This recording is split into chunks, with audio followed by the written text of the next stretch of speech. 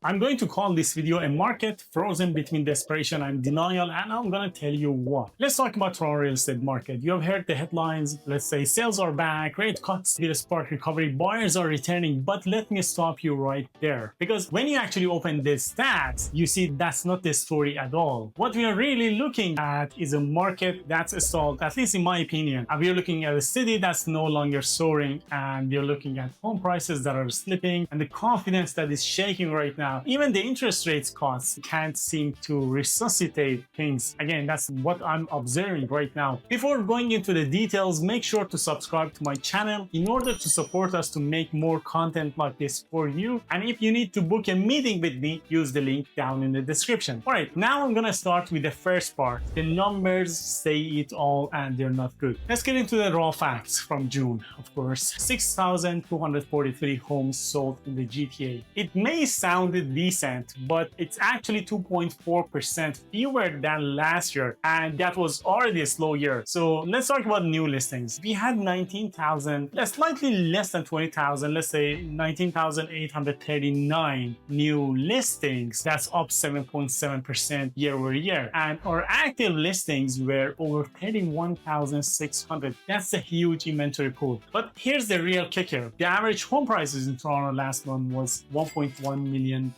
which was down 5.4% from June 2024. And the benchmark HPI price also was down 5.5%. So even with more homes on the market and supposedly more buyers out there, prices are still falling. That doesn't sound like a recovery to me. In my opinion, that sounds like a market stuck in neutral right now. Part 2 of this video, I'm going to tell you about what sellers want and what buyers want. Basically, sellers want yesterday and buyers want tomorrow. This is where things getting weird, because the listings are up, as you have seen in the beginning of the video. That should mean sellers are ready to make deals, but they're not. Most sellers are still pricing it like it's 2022, and they're looking at old comparables, old dreams, old peak era appraisals. Meanwhile, buyers are out there with calculators. They're doing the math, they're running mortgage scenarios, and they're walking away if it doesn't make sense. And for a lot of people, it doesn't. When homes are sitting longer, when buyers aren't biting, and when prices are dropping across all major categories, that's not a pause, that's a stalemate. In the part 3, I'm going to talk about interest rate cuts. Now here's where things should be exciting, because we have had 7 Bank of Canada rate cuts since last year. Prime rate is down to 6%. Shouldn't this be great news for buyers? Shouldn't it light the market back up? Well, in theory, yes, but in practice, buyers aren't running back in, because even with these cuts and the current rates, the cost of borrowing is still high. It's not as high as before, but for some people it's still high, and affordability is still way out of reach for the average person. Let's break it down. You want to buy a detached house in the 416 area. Average price is close to $1.4 million. With today's rate, you need a household income of at least $240,000, and that's with good credit and solid down payment. So yeah, rate cuts help, but they are not a golden ticket. Part number 4, every segment is in decline. If you look at different property types, we're going to notice that. So detached homes were down 6.5% year over year, semi-detached were down 6%, townhouses down 6.5%, and condos, once affordable options, they are also down as well by approximately 2.3%. And this isn't just in the cities, suburbs are also feeling it as well. For example, 905 detached homes and 905 condos, they're also down. So as you can see, we are not seeing isolated weaknesses, we are seeing broad-based erosions. There are a few hot segments out there in popular neighborhoods and popular products, but everything else is softening. Part 5, fear is real. Now let's talk about something that no one likes to say out loud. We're talking about crime. There has been a spike in violent home invasions, carjacking, and property theft across parts of the GTA. We are not just talking about the broken window or stolen bike. Of course, you have heard that all over the news. We are talking about organized crime that are targeting homes and vehicles, the car theft. You have seen it all over the news. People are getting robbed in their driveways, and you better believe that buyers are thinking about this when choosing where to live. Because when you are spending $1 million on a home, you want to feel safe. You want your car to be there in the morning. You want to walk your front door without looking over your shoulders. And right now, that's not the vibe in some parts of the GTA. Part 6, the renewals are coming. Now let's add another layer of pressure. Over 1 million mortgages in Canada are up for renewal this year and next. And guess what? Most of them were signed during the pandemic at record low rates like 1.5% or even 2%. Now those same homeowners are renewing at 4 or maybe 5% and their payments going up $300 to $600 a month in some cases for an average condo or an average house. That's brutal. Some families are refinancing, some are extending amortization, some are thinking about selling. We are already seeing the early signs of stress because of that in the market. Let's jump to number 7. This is what a stalled market feels like. I'm gonna call it what it is. This isn't a dip and this isn't a pause. This is what a stagnation feels like. Prices are down, activity is flat, and confidence is shaken. And from the looks of it, even the Bank of Canada can't even fix it. I'm not suggesting that Toronto market is collapsing. No, it's not collapsing, but it definitely is not climbing either. It's, in my opinion, it kind of looks like it's stuck. So in the next part, which is part 8, I'm gonna tell you one more thing. Buyers in 2025 aren't the same as buyers in 2017. They are savvier, they are more cautious. They have seen what happened when you buy high and the rates go up. They have seen friends lose money on paper. They have watched appraisals come in low. They have read the stories about families struggling to renew. So they are not chasing the hype anymore. They are waiting. And in this market, waiting might actually be the smartest move to some extent because that window of opportunity may not last very long. So what happens next? Where does this go? Well, if the Bank of Canada keeps cutting rates, maybe we see a slow recovery in 2026. But if inflation stays sticky or if the mortgage renewals turn into forced sales, this could get slightly worse than it was before. And let's not forget, every rate cut now is a signal that something is wrong with the broader economy. So while buyers might get lower rates, they're also facing a slowing or slower job market or rising delinquencies and general uncertainty. So these are my final thoughts. Our real estate market used to feel bulletproof, but now it feels uncertain. Not because of one bad stat or one bad month, but because there are too many things that are shifting all at once. Affordability is still awful, prices are sliding, inventory is high, buyers are spooked, and trust in the market is fading. So the question isn't when will it bounce back, it's what does a normal even look like in the city? Because whatever the answer is, it's not going to look like the boom years we remember, at least for the next year or two. If today's video brought any value to you, please make sure to subscribe to my channel and share it with your friends. See you next time.